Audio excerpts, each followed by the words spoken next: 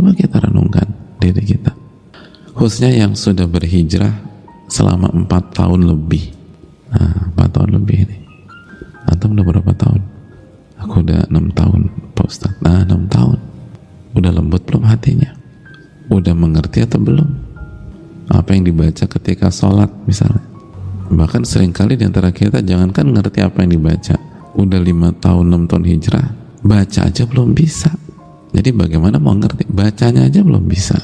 Padahal udah 5 tahun hijrah, 6 tahun hijrah, 7 tahun hijrah, udah kenal komunitas hijrah di mana-mana, tapi bacanya aja belum bisa.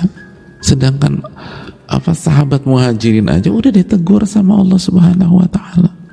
Kata belum masuk 4 tahun Allah tegur kita 4 tahun.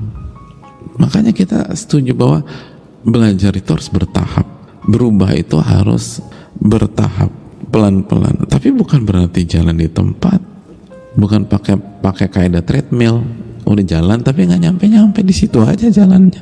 4 tahun ditegur loh jamaah, belum cukup nih waktu, kata Allah. Coba kita, kenapa ini udah 4, kenapa aku gini-gini aja ya? Kok aku nggak ada perubahan? Kan begitu jamaah. Kenapa hatiku tetap gersang-gersang aja? Coba deh kita renungkan 4 tahun loh ini. Mana progres kita? Mana perubahan hati kita?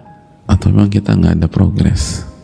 Dan memang itu yang dikhawatirkan jemaah. Makanya kan dalam hadits Abu Darda, Nabi SAW mengatakan, awwalu syai'in yurfa'u min hadhil ummal khusyu'.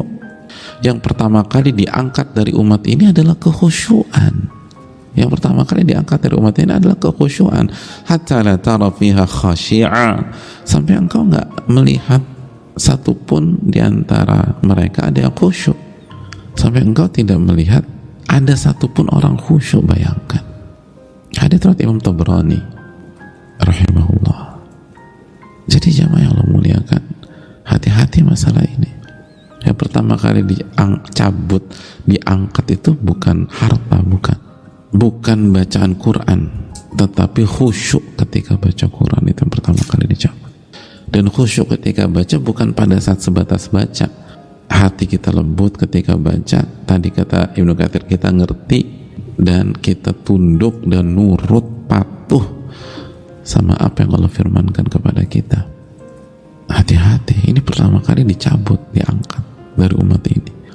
Makanya nggak heran, masih ingatkan bagaimana Muslim bin Yasar itu sholat, ya, tembok tuh rubuh, beliau bisa tetap tenang aja.